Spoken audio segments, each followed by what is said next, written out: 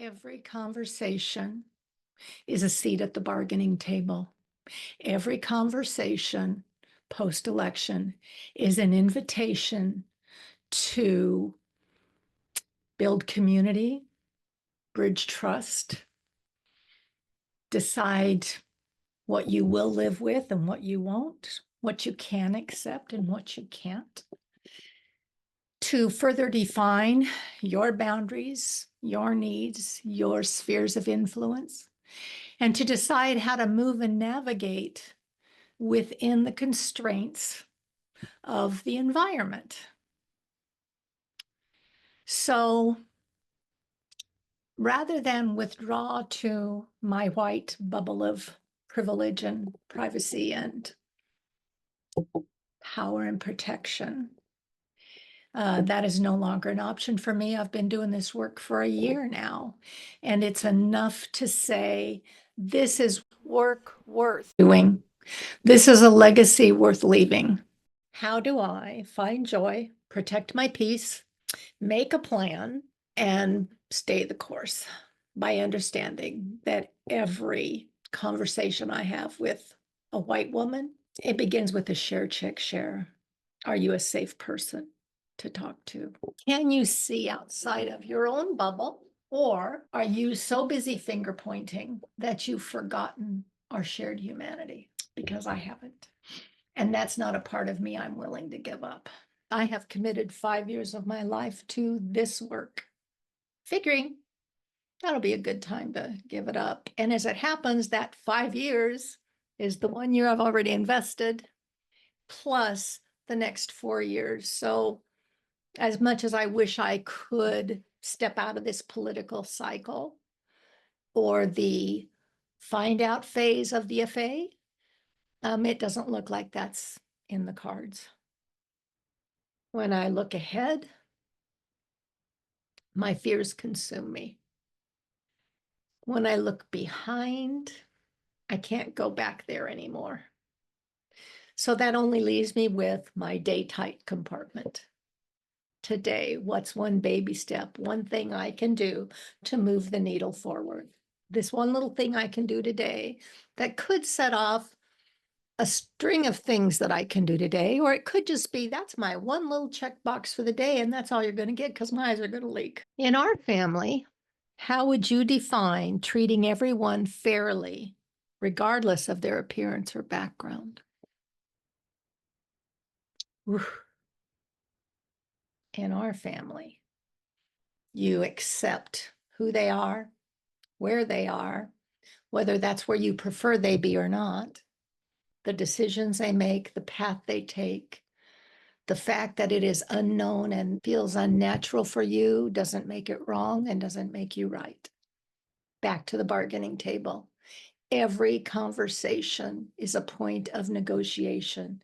It is a point, an opportunity to understand the other person's view, the other person's story, the other person's lived experience, centering that instead of what you're going to say that's going to change their mind and make them think like you. So if we're going to decenter ourselves, white women, let's start with really having open, honest, healthy communication that doesn't center my story and it doesn't speak over your story, no matter what that is. It allows us to walk away with a better understanding, even if that is only that you feel heard and I have more information about in my share, check, share process, whether you're going to be a safe person go forward, or I'm going to uncheck that box politely and civilly and go about my quiet way. Now, after the shock wears off and we begin to see what's really going to happen, my anger is not raging. Whew. My eyes are leaking, but my anger is not raging. And I'm coming to understand bargaining is simply an open-ended negotiation. The goal is not to get what you want or for them to get what they want, but to find a path where you can both give a little, meet in the middle toward a common goal. We did some of that in this election cycle, but I was afraid of what would happen the day after the election cycle if it didn't work out the way people wanted it to. And immediately after that, we saw finger pointing in the same groups that we were trying to build community with. Then we got the finger pointing, and then we got the no, don't do it that way. And then we got the there's only one way, the right way, my way. And then we got the silent treatment and the pullback and the pushback and so much fucking control over things that are out of our control. And when trauma, it's a trauma response. When trauma hits, we try to find ways where we have control. We will pull the people closest to us. We will double down and drink more, eat more, work more to have a sense of control and to keep our mind distracted. At the end of the bargaining cycle is the depression, and that's what we're trying so hard not to feel, because everybody's trying to, okay, it's going to cry for a week, but then you have to get up and do something. Oh my God. Welcome to capitalism. Okay. Only in America. 3 days and then get over it. Well, our bodies aren't built that way. Our emotional nervous systems are not built that way. And I'm past the point of masking to make it look like I am. I'm not. I'm a reasonably well-adjusted woman with a past. And I am somewhat conflicted on a daily basis about what the next right thing might be to do. But I know that my comfort zone has never kept me safe and has rarely kept me comfortable. It has, however, kept me trapped. It has kept me playing small. It has kept me not saying what I need to say, seeing what I need to see, knowing what I need to know, and leading the way I need to lead. So, nope, the masks are off, not just on that side of the aisle. We're not playing. This is not a game. And that brings me joy. So in our family, how would you define treating everyone fairly, regardless of their appearance or background? Our family has become, as we have become grandparents and great-grandparents, incredibly diverse in ways I could not have imagined trying to navigate as a parent, or as a child in my day tight compartment. If I look forward, it's overwhelming and scary to me. So I don't do that.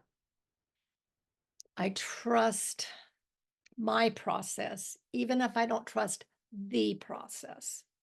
And my process has always been that when I feel unearthed, activated, shaken, I stop and pull in until I can tell how much of this is an inside job and how much of this is actually coming at me as a threat from the outside. Face the facts. Oh, that's hard. And that's what denial and anger and bargaining are all about, is to keep from facing the facts. So when I face the facts, then I'm going to feel some things with or without your permission, inside or outside of the 3-day allotted grievance time window at work. And when I feel them, because I am an old broad who's allowed, I'm going to fucking feel them for as long as it takes. As hard as it is, as deep as it is, as angry as it is, as tearful as it is. And I'm sorry if you're not comfortable, look away. You can go back to your little bubble. But my bubble is overflowing here.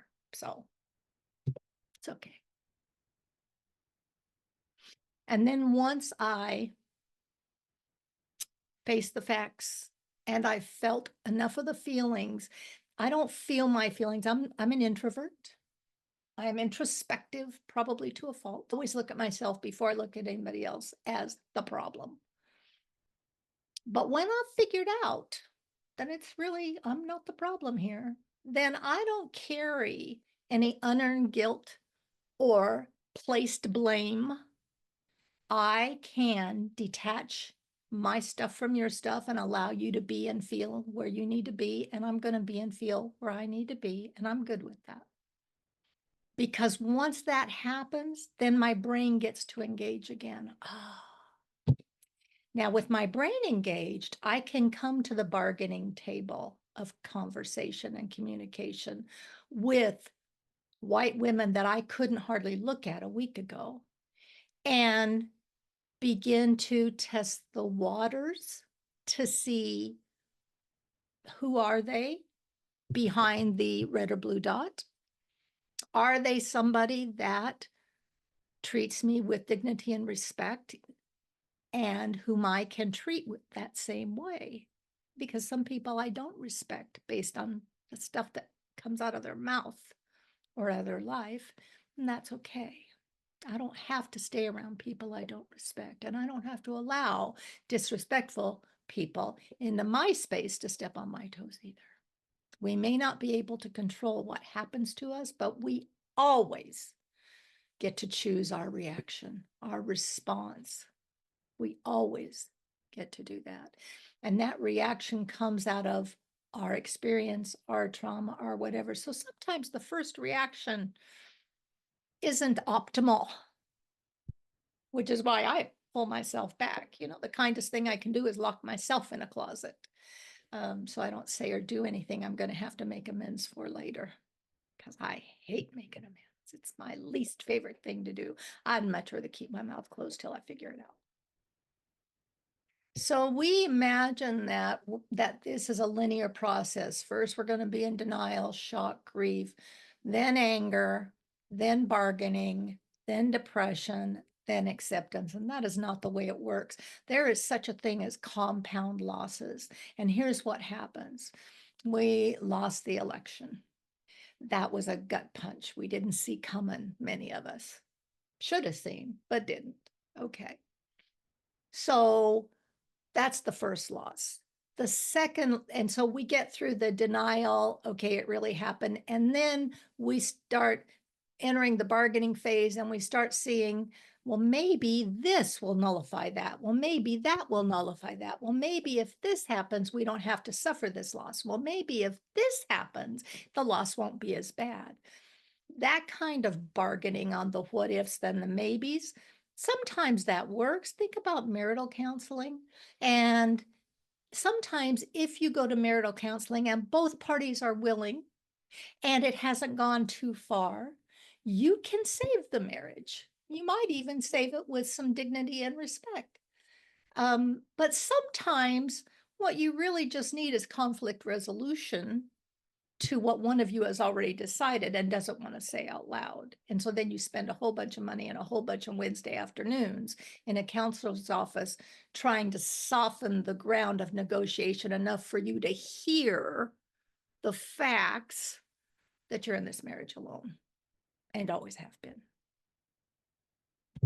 Once you face that fact, that brings a whole nother round of grieving, whole nother round of loss, whole nother round of anger, whole nother round of stuff.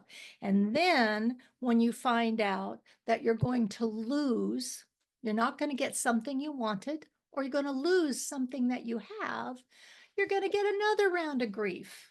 And we're going to go through denial and anger and bargaining. And maybe if I this, I won't have to do that. And maybe if I don't retire, and maybe if I do retire, and maybe if I get my health now, and maybe if I stock up on toilet paper.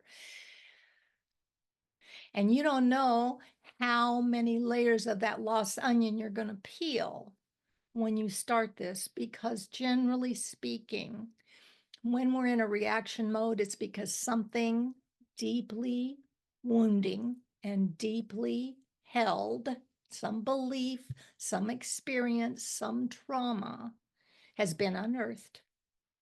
And every time this topic of politics touches on it, it creates another little aftershock.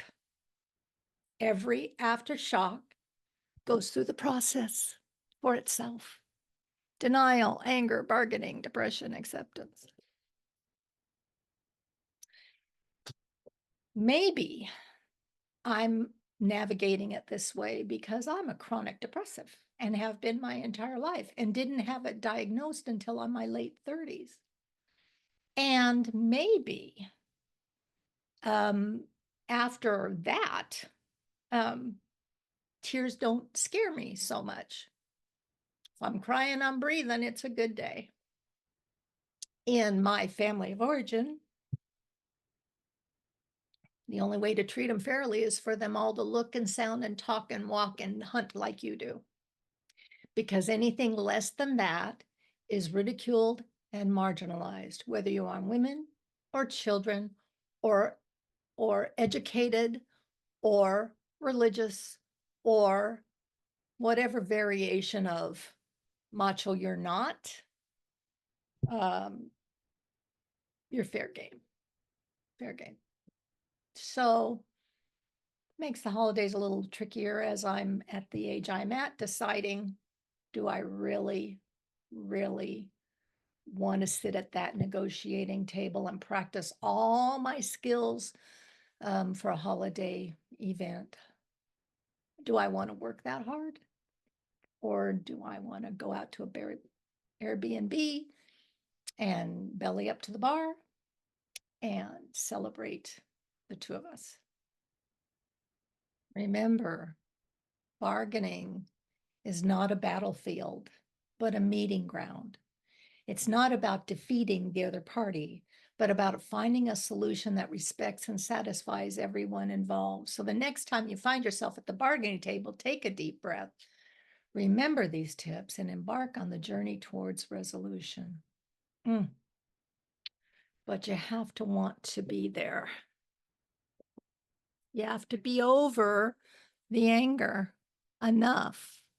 You have to have the skills enough.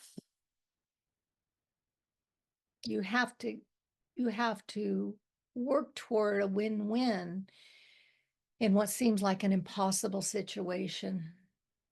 And sometimes it takes a long time. So you prepare thoroughly, you aim for a win-win, and you know when to walk away. And that takes me right back to my dysfunctional family training days of home for the holidays, dysfunctional families and healthy response. And if you're going home for the holidays and you tend to feel like you lose your voice or your boundaries or your ability to take care of yourself, then take your own car so that you know you have the ability to leave when you need to instead of waiting for 4 other people to get ready. And if you feel particularly challenged, keep the car keys in your hand. You may never have to use them, but just having them in my hand used to give me a sense of control in a situation that threatened to leave me feeling powerless or powerless to protect my children. I did a series 30 years ago. I did a series 30 years ago on home for the holidays. How to go home without losing your mind. And one of the things that we taught was how to keep your options open, how to know you had an option so you didn't feel trapped. And for me, it was as simple as putting car keys in my hand while I was there until I felt comfortable that I could navigate safely. Psychological safety, physical safety, emotional safety, political safety. And I realize now that every single thing I taught in that seminar was a negotiating tool, a negotiating trick, a bargaining chip. How can I still be with people that I think I love and protect myself? Why would I put myself in situations where I need to protect myself instead of walking away and saying, no, not one more time? So much of this bargaining is inner child work. It is learning to listen to that still small voice, give it time and room to speak, figure out what it is you really need to do to take care of yourself and not anybody else, and then do that. Because if I'm taking care of me, I trust myself in the process to know what to do the next time something happens. But if I'm trusting other people's interpretation of events, I'm going to miss my own intuition and my own window of opportunity to do my next right thing. And my next right thing could have nothing to do with you. Finally, bargaining is about power. The ability to influence outcomes in your favor often depends on the bargaining power you hold. That power can come from various sources like knowledge or resources, or even the ability to walk away from the negotiation. I will use my power and my privilege to walk away so I can come back to fight another day as often as I need to, without shame, without guilt, without judgment, without hypocrisy. And I invite everyone in whatever position of privilege or power or proximity to power you hold to figure out what you will and will not accept, what you can and cannot live with. Make those lines now before you have to, and your mind is cluttered with emotion. And then make your plan, and then muscle memory, baby. You rehearse it, you rehearse it, you rehearse it in your sleep until it's automatic pilot, should the need ever arise. I love you all. Stay safe out there.